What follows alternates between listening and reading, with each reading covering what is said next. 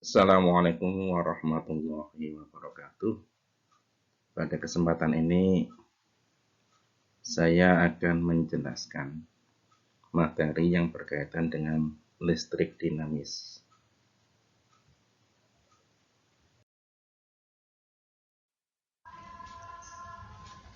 Kalian perhatikan, standar kompetensi dari listrik dinamis ini adalah satu, menerapkan konsep kelistrikan dalam penyelesaian masalah dan produk teknologi. Kompetensi dasarnya adalah satu, memformulasikan besaran-besaran listrik rangkaian tertutup sederhana. Kedua, mengidentifikasi penerapan listrik AC dan DC dalam kehidupan sehari-hari. Dan yang ketiga adalah menggunakan alat ukur listrik.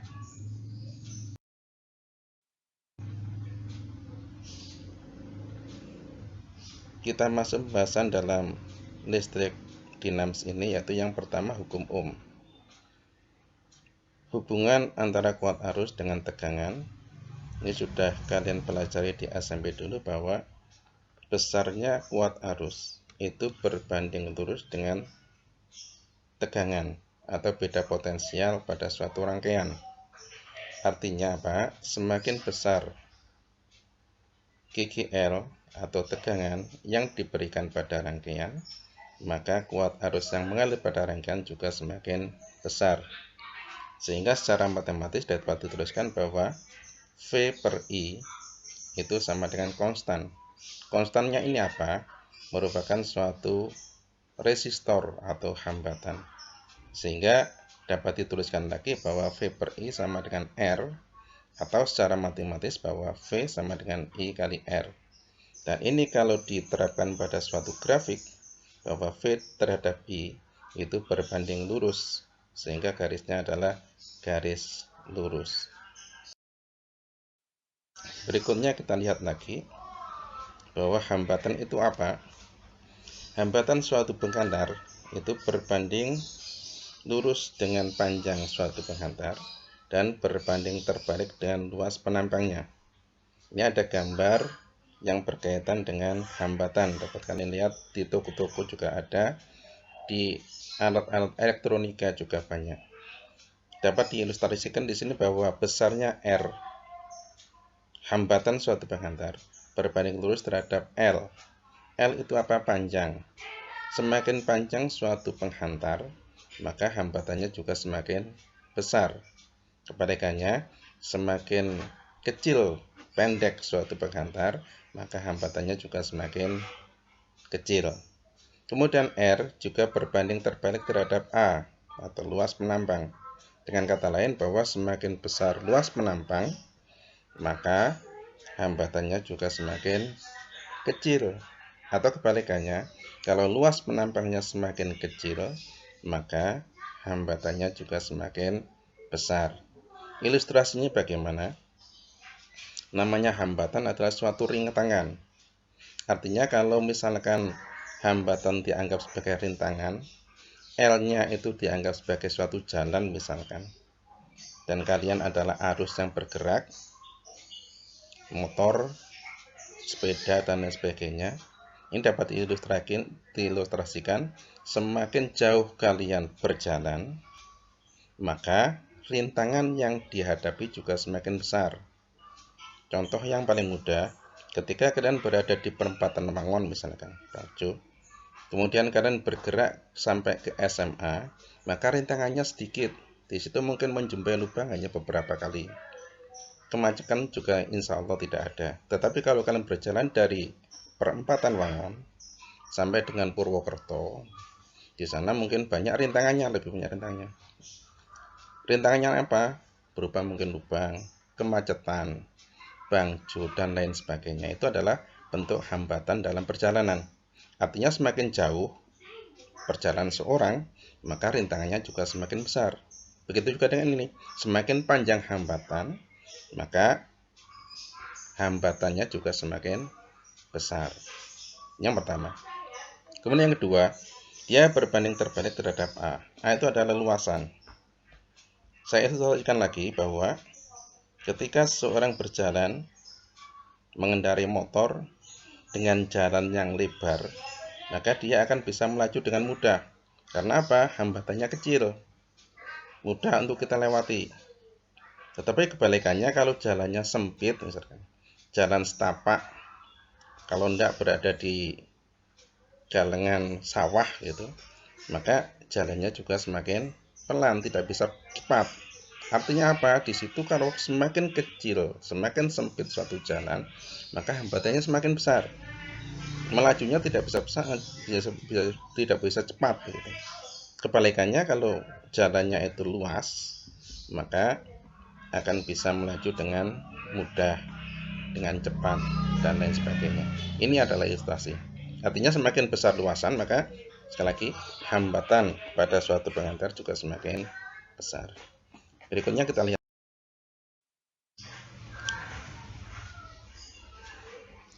Ini hambatan penghantar yang dihubungkan dengan suhu. Semakin besar suhu suatu benda, maka hambatan penghantar juga semakin besar, hambatan jenisnya juga semakin besar. Kita lanjut saja. Nah, kita langsung masuk yang ketiga, yaitu rangkaian hambatan. Secara umum bahwa rangkaian suatu hambatan itu dibedakan menjadi dua. Yang pertama adalah rangkaian seri. Disusun seperti pada gambar ini, disambung antara resistor 1, resistor 2, resistor 3 hanya disambung saja. Itu yang disebut dengan rangkaian seri.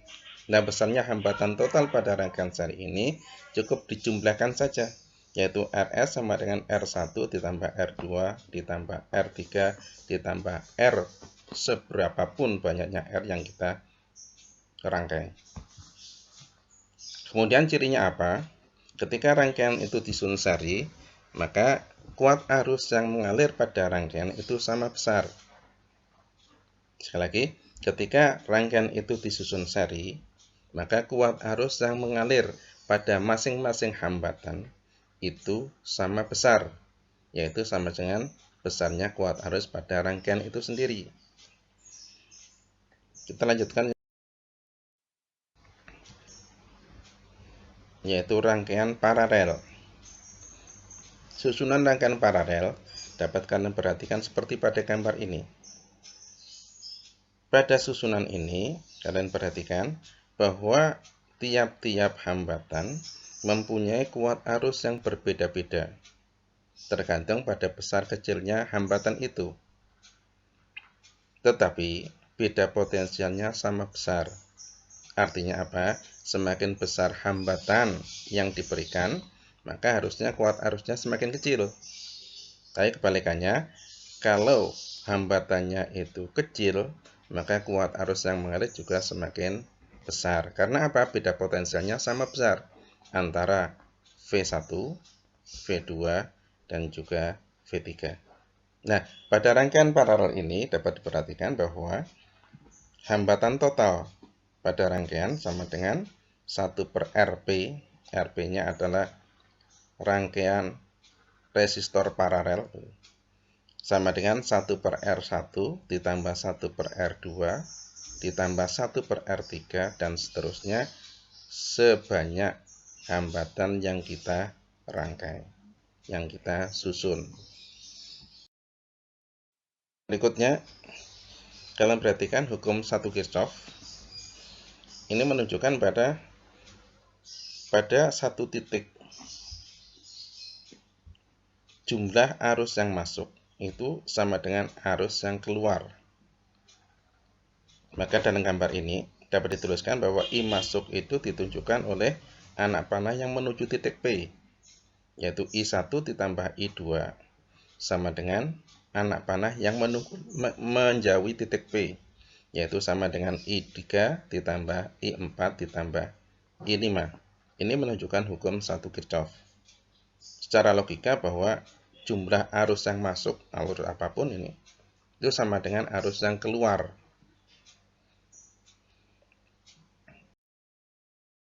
Kita masuk contoh soal yang pertama.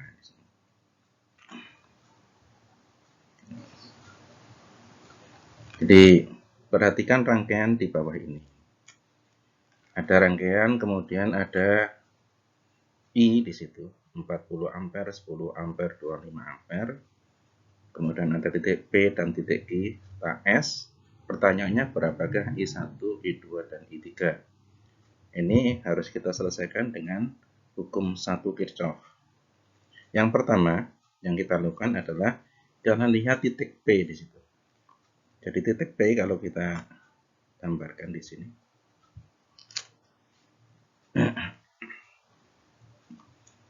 Titik P ya.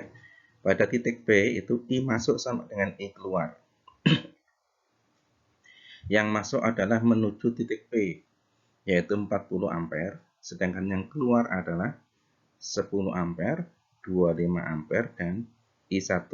Sehingga dapat ditulis untuk yang pertama bahwa 40 itu sama dengan 40 sama dengan 10 ya, ditambah 25 ditambah I1 gitu. Nah, dari sini dapat lihat bahwa 40 kalau kita teruskan sama dengan berapa ini? 35 itu ditambah I1. Maka I1-nya sudah ketemu. Sama dengan berapa? 40 dikurangi 35 sama dengan 5 ampere. Ini titik P ya. Titik P. Kemudian diperhatikan titik Q. Titik Q juga sama bahwa I yang masuk sama dengan I yang keluar. I yang masuk adalah 10 ampere dan I1. Sementara I yang keluar adalah I2. Sehingga pada titik Q ini, titik Q ya, dapat dituliskan bahwa 10 ditambah I1. 10 ditambah I1 sama dengan I2. I1-nya sudah ketemu 5 ampere tadi, sehingga di sini 10 ditambah 5 itu sama dengan I2. Maka I2-nya sama dengan 15 ya ampere. Kemudian pada titik S yang terakhir, I masuk sama dengan I keluar. Di sana yang masuk adalah I2, yang keluar I3. Sehingga pada titik S dapat dituliskan juga S begitu, dapat dituliskan bahwa I2 sama dengan I3. Sehingga besarnya berapa? Sudah ketemu 15 ampere. Itu contoh yang pertama. Kita lihat contoh yang kedua. Ada dua buah rangkaian, yaitu rangkaian yang warnanya gelap sama rangkaian yang warnanya terang di sini. Pertanyaannya adalah berapakah hambatan pengganti rangkaian? Kalian perhatikan yang berwarna gelap di sini. Ini sudah kita lingkari, yang kita selesaikan adalah yang paralel dulu, yaitu hambatan 6 ohm dan 3 ohm. Maka kita peroleh rangkaiannya kayak gini nih. Nah,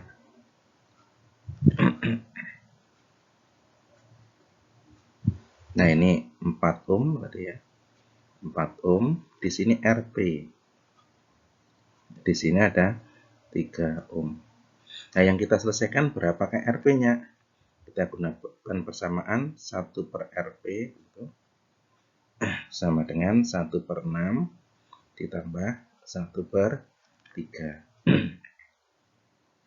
Sama dengan, penyebutnya 6 ya, sama dengan 1, 6 dibagi 6, 1 kali 1, 1, ditambah 6 dibagi 3, 2, 2 kali 1, 2. Sama dengan 3 per 2. Per 6 maaf ya.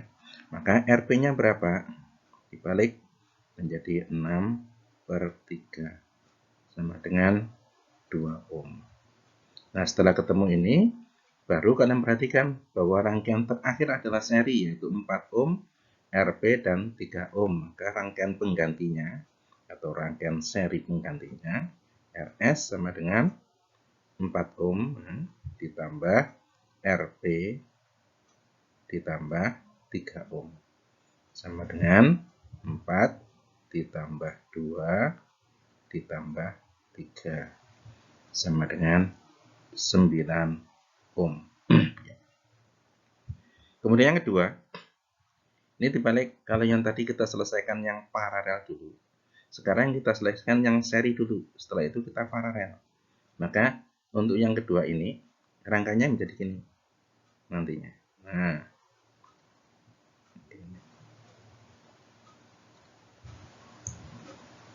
ini adalah RS-nya. Di sini 6 ohmnya.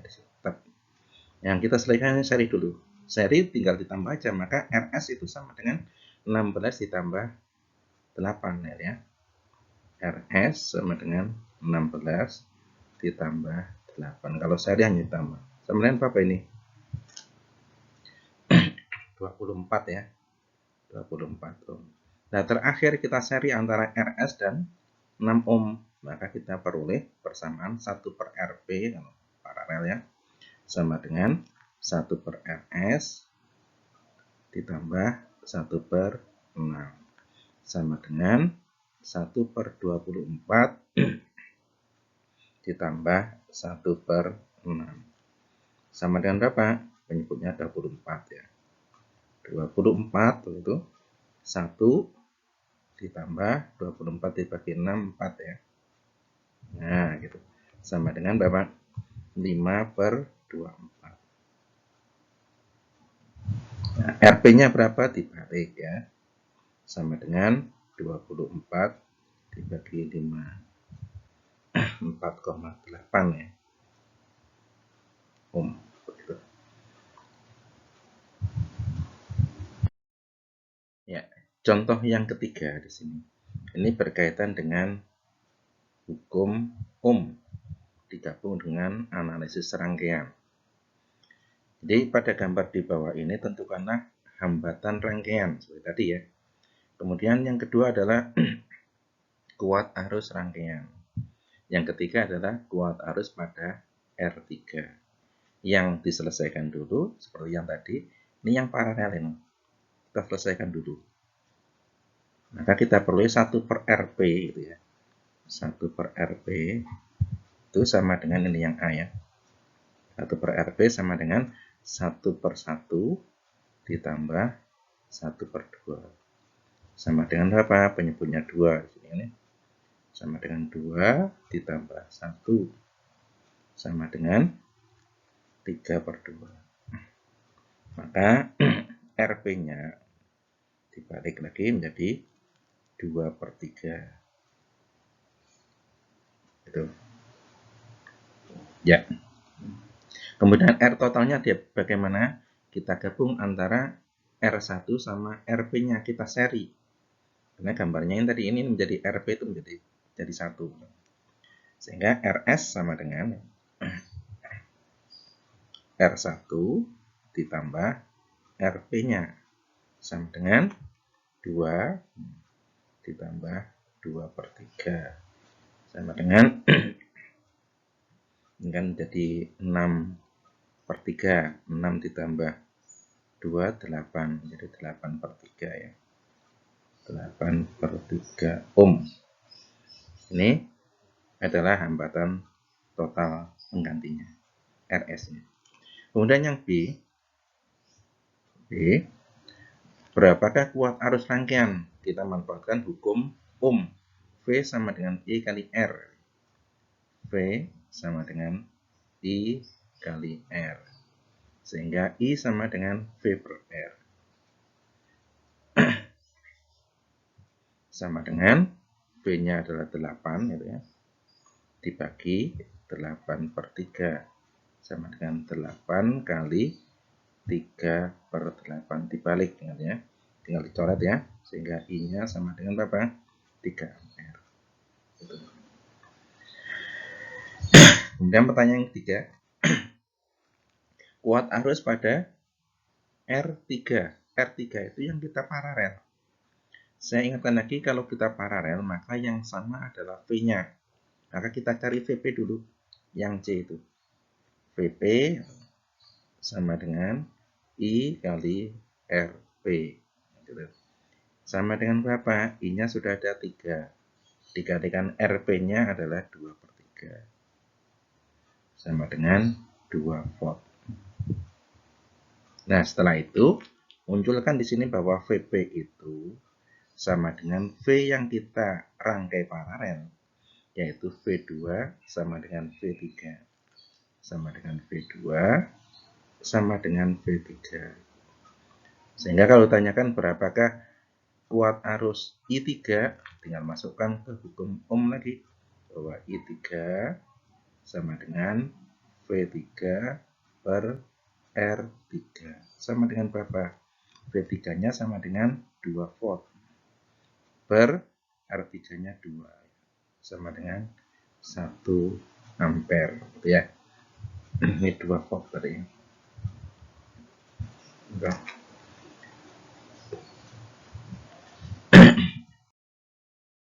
Nah, ini soal latihannya. Silakan nanti kalian mengerjakannya di buku kalian. Nanti pada waktu dekat sama tengah semester, ini saya minta sebagai nilai tugas. Kita lanjutkan pada hukum 2 Kirchhoff. Jadi di sini dijelaskan bahwa pada suatu rangkaian tertutup, jumlah aljabar GGL sumber arus dengan penurunan potensial itu sama dengan 0. Atau secara matematis dapat dituliskan bahwa sigma E ditambah sigma IR sama dengan 0. Ketentuannya nanti, yang pertama, ketika arah penelusuran arus mengenai kutub positif baterai, maka E-nya nanti positif. Dan sebaliknya, ketika arah penelusuran arus mengenai kutub negatif baterai, maka GGL-nya atau E-nya menjadi negatif. Itu ketentuan yang pertama. Kemudian yang kedua, kuat arus akan berharga positif manakala searah dengan arah loop. Dan kebalikannya, kalau kuat arusnya berlawanan dengan arah loop, maka kuat arusnya negatif. Kita lihat contoh soalnya di sini. Jadi contoh soal, kalau kalian perhatikan di sini ada sebuah rangkaian. Ya. Di sini ada min plus sudah ditunjukkan ya. Yang kecil itu yang min, yang panjang adalah yang plus. Yang pendek sekali lagi yang min, yang panjang adalah yang plus. Contoh ini. Ini ada rangkaian seperti ini. Tentukanlah besar dan arah arus dengan acuan titik E yang mengalir di dalam rangkaian di atas. Kita lihat seperti ini aja. Kita tentukan dulu. Yang pertama adalah arah loop. Nah, arah loop ini harus kita samakan dengan arah arus nanti. Kalau arahnya seperti ini, berarti nanti kita bergerak dari A ke B, B ke C, C ke D, D ke A lagi. Nah, kalau kita tuliskan yang A gitu ya, di sini. Yang A, sigma E ditambah sigma IR itu sama dengan 0. Sigma E-nya kita mengarah dari A ke B dulu. A ke B tidak ada E-nya. B ke C juga tidak ada E-nya. Kemudian C ke D ini mengenai yang positif. Yang panjang dulu di 10 volt ini. Makanya di sini harus positif. 10 gitu ya. Terus ke sini. Kemudian D ke A, D ke A ini mengenai GGL yang 30 volt tapi kenanya yang kecil dulu. Yang pendek dulu. Makanya 30 adalah min 30 ditambah I dalam kurung. Nah ini R-nya tinggal dimasukkan aja. R1 ditambah R2 ditambah R3. Atau saja R1 tambah R2 tambah R3 sama dengan 0. Nah, berarti min 20 gitu ya. Ditambah I dalam kurung 6 ditambah 3 ditambah 3 ditambah 1 ya, sama dengan 0. Min 20 ya, ditambah berapa nih? 10i ya, sama dengan 0. Maka 10i sama dengan 20. Sehingga I-nya sama dengan 2 ampere. Nah, ketemunya ini positif. Artinya kalau positif berarti arahnya sudah searah dengan arah loop kita. Tapi kalau nanti ketemunya I-nya negatif, maka arah arusnya itu berlawan dengan arah loop kita. Loop kita dari A ke B, B ke C, C ke D, D ke A. Sehingga arah arusnya sudah sesuai ini. Nah, ini arah arusnya. Arah arusnya ya. Nah, karena tanyakan berapakah besarnya kuat arus dan arah arus. Arah arus dari misalkan dari E berarti menuju ke kiri, dari A menuju ke bawah, ke B, dan seterusnya. Kemudian yang B, tentukanlah beda potensial antara titik A dan titik D. A dan D. A dan D itu di sini. A dan D. Nah, makanya yang B kita gunakan VAB sama dengan VAB, VAD ya mas ya. VAD sama dengan sigma E ditambah sigma IR. Sama dengan apa?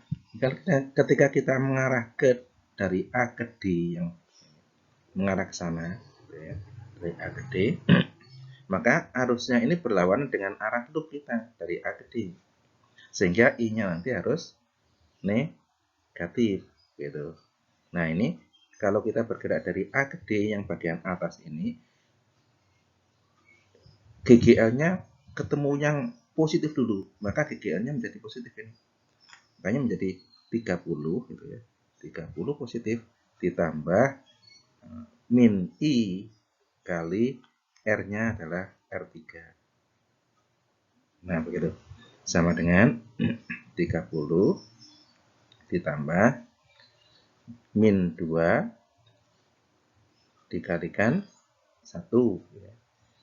Nah, sama dengan 30 dikurangi 2 ya, 29 volt ya.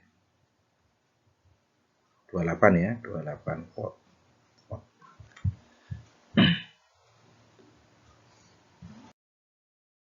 Oke, yang ini adalah soal latihannya. Tadi ada 2 soal, sekarang juga ada 2 soal, berarti totalnya ada 4 soal. Silakan dikerjakan. Yang bagian atas sudah ada arah loopnya. Kemudian yang bawah silakan ditentukan sendiri. Artinya penentuan arah loop itu bebas. Yang penting nanti konsekuensinya kalau I-nya ketemunya negatif, berarti arah I-nya itu berlawanan dengan arah arus yang sesungguhnya. Oke. Ya, terima kasih. Salam pembelajar. Semoga kalian sukses semua. Assalamualaikum warahmatullahi wabarakatuh.